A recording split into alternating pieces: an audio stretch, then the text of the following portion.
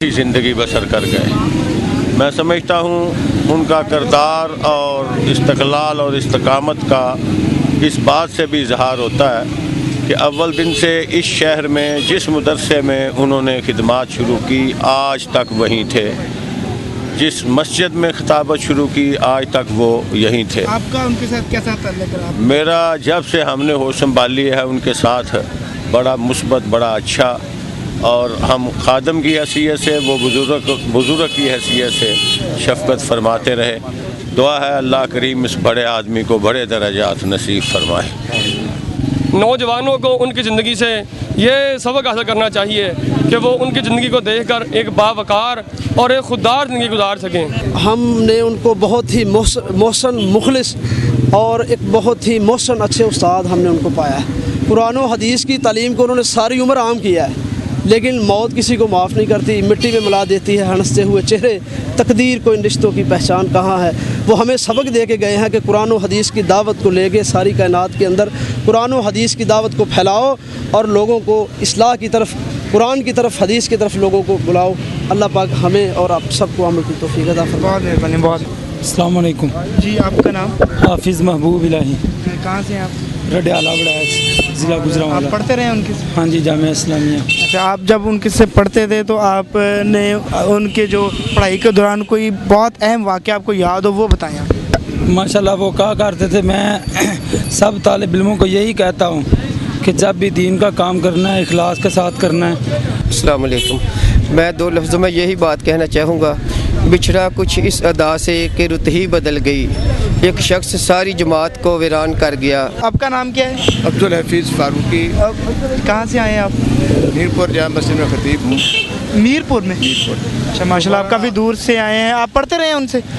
मैं उनसे पढ़ता रहा हूँ, बाकायदा नहीं मगर उनकी रहनुमाई हासिल रही। अच्छा। मुख्तलिफ औक़ात में मैंने सबसे पहले जो नज़रिया जिहाद के नाम से किताबचा लिखा, उसकी तकरीर हज़रत मौलाना ने लिखी, बड़ी शफ़क़त के साथ, बड़ी मोहब्बत के साथ। आज मेरे पास वो बतौर सैंपल मौजूद है और इंशाअल्लाह जब तक ज़िंदगी है वो उनकी तहरीर एक यादगार के तौर पे। अच्छा, बहुत से लोग उनको एक उस्ताद के तौर पे जानते हैं, कुछ लोग उनको एक बहुत अच्छा मुकर्रर के तौर पे जानते हैं। आपने उनकी तहरीर पढ़ी या देखी, आपके ख्याल में उनकी तहरीर कैसी थी? तहरीर के लिहाज से वो बेहतरीन मुसन्निफ़, बेहतरीन मुअल्लिफ़ थे, अदीब थे, ख़तीब थे, मुदर्रिस थे, उस्ताद थे, हम सिफ़त मौसूफ़ थे। उनकी कोई एक खूबी नहीं, बेशुमार खूबियों के मालिक। उलमाए कराम जो हैं इनको मौलाना साहब की ज़िंदगी से क्या सबक मिलता है या उनको कैसा करना चाहिए अपनी ज़िंदगी में? मौलाना की जो ज़िंदगी वो सरापा एक नमूना थी इल्म व अमल की। वो अमली शख्सियत थे, प्रैक्टिकल शख्सियत थे। और मैं समझता हूँ कि इस वक्त जितने यहाँ पे हाज़रीन आए हैं जनाजे में, इनमें मैक्सिमम तादाद उनके शागिर्दों की थी, दोस्तों की थी। वो दोस्तों के दोस्त थे, शागिर्दों के भी दोस्त थे, वो वैसी तो उस्ताद भी दोस्त थे। मौलाना हनीफ़ सल्फ़ी साहब हैं, ये पत्तोकी से आए हैं जनाजे में शिरकत करने के लिए। तो हम इनसे पूछते हैं कि इनके शाइखुल हदीस मौलाना आज़म साहब के बारे में क्या तासरात हैं, वो ज़िंदगी में उन्होंने उनको कैसा पाया। मौलाना मोहम्मद आज़म साहब रहमहुल्लाह ताला बहुत अच्छे उस्ताद थे, मुखलिस। हमने उनसे असबाक पढ़े हैं और उन्होंने किताबें भी लिखी हैं। अल्लाह ताला मेरे उस्ताद को कब्र मुनव्वर फरमाए, जन्नत फिरदौस में उनका घर बनाए। अल्लाह ताला भी हर नेक इरादे, हर आलम को अल्लाह ताला इसी रास्ते में चलने की तौफीक अता फरमाए। आमीन आमीन। मैं जामिया इस्लामिया वाली गली में हमारी रहायश है। बचपन से हम इन देखते आ रहे हैं, जब भी गुज़रते थे खड़े होकर हाथ के इशारे से हमें सलाम करके गुज़रते थे। हमें इनके अखलाक बहुत ही पसंद है। आम उलमा की तरह इनकी तरीक़ा नहीं था, ठहराव था, मोहब्बत थी, शफ़क़त थी। तो एक और इनकी ख़ास बात है कि जामिया इस्लामिया में जो उलमा पढ़ाते थे पहले, कारी सैफुल्लाह वग़ैरह, उनसे पहले बहुत अच्छे अच्छे आलम पढ़ा चुके हैं लड़कियों के मदरसे में। तो वो चादर डाली होती थी, पर्दा डाला होता था। जब इन्होंने मदरसे में काम शुरू किया तो कहते भाई ये तरीक़ा नहीं, मुझे ये पसंद नहीं है, आप दीवार बना दें। उन्होंने एक दीवार बना दी तो छत तक थी। हमने कहा चलो आधी बनवा लें, कहते नहीं छत तक बनाओ, आवाज़ भी नहीं आनी चाहिए बेटियों की। और एक दीवार 25 फुट लंबी चौड़ाई में थी। पूरे हाल के आगे ना उन्होंने दीवार डाल दी और छोटी सी साइड अपनी रख ली और स्पीकर के ज़रिए ये सारा उनको तालीम देते थे। मैंने उनको जब भी पाया इंतहाई मुशफ़िक़ और मेहरबान पाया है।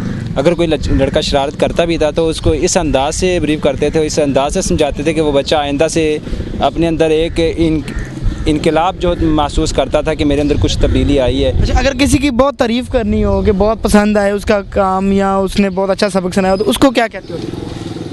उसको अपने इलाके का शेखुल हदीस कहा करते थे। वैसे को सभी को कहते थे कि तुम सारे अपने अपने गांव के शेखुल हदीस हो, लेकिन अगर किसी लड़के का बहुत ज़्यादा सबक पसंद आता तो उसको बहुत ज़्यादा प्यार भी करते थे। जी, आपका नाम? मेरा नाम कारी गुलाम अल्लाह जी। कहाँ से आए आप? फैसलाबाद समनाबाद से। उस्ताद मोहतरम का शागिर्द हूँ। बहुत हमें शफ़क़त से पढ़ाया इन्होंने। ये बहुत सारे उलमा इनका सदका जारिया है।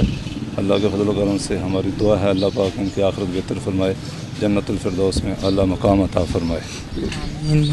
जी, आप नाम क्या आपका? मेरा नाम डॉक्टर अब्दुल समी है। मैं पत्तोकी से आया हूँ और मैंने मौलाना साहब से पढ़ा नहीं है, लेकिन मेडिकल छोड़ के मैंने दीन की तरफ मेरी रग़बत हुई। मैंने दीनी काम शुरू किए। तकाबले दियान पे बहुत से ईसाई गैर मुस्लिम हिंदू मेरे पास मुसलमान हुए।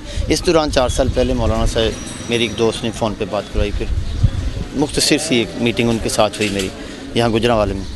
तो ये हुआ कि जब मैं उनसे मिलने के लिए आया, मेरा बहुत ज़्यादा उलमा से मेल जोल रहता है क्योंकि मैं काम ही ये कर रहा हूँ गैर मुस्लिमों को इस्लामी तबलीग के लिए। अब तक मेरे पास 716 अफराद तकरीबन मुस्लिम हुए। जितनी उलमा से मुलाकात हुई, बड़े बड़े शफ़ीक उलमा, लेकिन जो इन्होंने हमारे साथ बिहेवियर किया, इतना प्यार मोहब्बत, इतनी हमारी वो यानी कि ढारस बंधाई कि आप ये काम नहीं छोड़ना, इतनी दीन की खिदमत और अपने मतलब बताया कि मैंने बड़ी बड़ी मुश्किलात का सामना भी किया लेकिन मैंने आज तक छोड़ा नहीं। मैं आपके साथ हूँ इस मामले में, आपने दीन का मामला नहीं छोड़ना। फिर मुझ पर कातलाना हमला हुआ, एक दफ़ा मैं ज़ख्मी हो गया, ईसाइयों ने किया।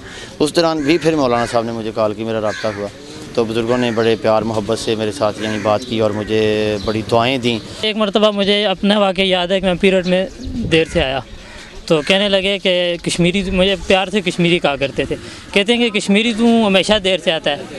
तो उससे मैं आ गई, कहते हैं कि डंडा लाओ। मैंने जब ये कहा उन्होंने कि डंडा लाओ तो मैंने कहा उस्ताद जी अरबी का मक़ूला है कि अल मुअल्लिमु शफ़ीक़ुन, उस्ताद जो है शफ़क़त वाला होता है। तो साथ ही मुस्कुराने लगे, कहते हैं कश्मीरी तू बहुत शरारती है, तो हमेशा शफ़क़त किया करते थे।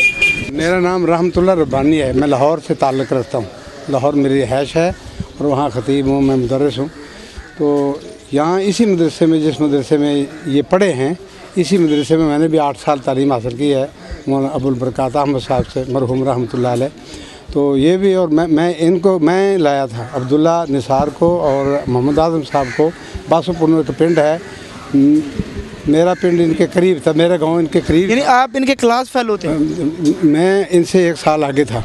अच्छा, मैं इनसे 1 साल आगे था। तो जब ये पढ़ते होते थे तो उस वक्त क्या मतलब पढ़ाई में मसरूफ़ रहते थे, खेलते भी होते थे? नहीं, मैंने खेलते तो आप आखिर आपको बताया, बच्चे जो होते हैं ना उसके बाद एक पढ़ाई का भी एक टाइम होता है और खेलने का कुछ होता है ना कि किसी खेल में बड़े माहिर होते हैं। नहीं, मतलब इतने यहाँ कोई ऐसे खेल वगैरह नहीं थे। बस वक्त पर छुट्टी होती थी, उससे इधर उधर फिर आए, बाहर जब चले गए। जुमेरात को छुट्टी होती है, आमतौर से बाहर चले जाते। आप बताएंगे ज़माना जब तालिब इल्मी था इनका, उसमें कोई वाक़या आपको याद हो किसी के साथ कोई? मुझे तो इतना ही वाक़या है कि ये दिन रात तालीम के हुसूल में सरगम रहते थे। जी, मेरा नाम मोहम्मद बिलाल अहमद है। मैं इनके गांव से तल्लुक़ रखता हूँ। कौन सा गांव? पासुपनू तहसील पसरूर में इनका गांव था, जहाँ इन्होंने बुनियादी तालीम, मेरे वालिद मोहतरम मौलाना अहमद हसन साहब थे, उनसे इन्होंने बुनियादी तालीम हासिल की और फिर इनकी आबियारी करते रहे। तो बताते हैं कि जब ये शुरू में वहाँ गांव के पास कोई स्कूल नहीं था, दूर दराज एक चूड़मुंडा गांव था, वहाँ पैदल चल के जाया करते थे। तकरीबन 10 किलोमीटर से ज़्यादा पढ़ने के लिए वहाँ जाया करते थे। और फिर घर के हालात जो थे वो भी इस तरह के थे, तो घर वाले जो हैं वो उस काम करने के लिए साथ ले जाते थे, काम भी करते थे आके। उसके बावजूद मतलब दूर दराज मतलब वो इलाके के अंदर वहाँ जो गाँव था, स्कूल था, तो वहाँ उन्होंने मैट्रिक किया। तो फिर यहाँ मदरसा के अंदर आ गए थे। तो मेरे भी उस्ताद हैं, मैं जामिया इस्लामिया में उनके साथ में पढ़ता रहा हूँ और बड़ी अच्छी तरबियत करते रहे। उनके हवाले से मैं यही कहना चाहता हूँ कि रुके तो चाँद चले तो हवाओं जैसा, रुके तो चांद, चले तो हवाओं जैसा, धूप में देखो तो लगता था छाँव जैसा। उनके जनाजे में हज़ारों अफराद की शिरकत इस बात का सबूत है कि उन्होंने एक भरपूर दीनी, समाजी और जमाती ज़िंदगी गुजारी है और लाखों लोग उनके अकीदतमंद पूरी दुनिया में मौजूद हैं। अब मौलाना क्योंकि हम में नहीं रहे, हम ये सिर्फ दुआ ही कर सकते हैं कि अल्लाह ताला उनको जन्नतुल फिरदौस अता फ़रमाए और हम सब को उन जैसा बनने की तौफ़ीक अता फ़रमाए।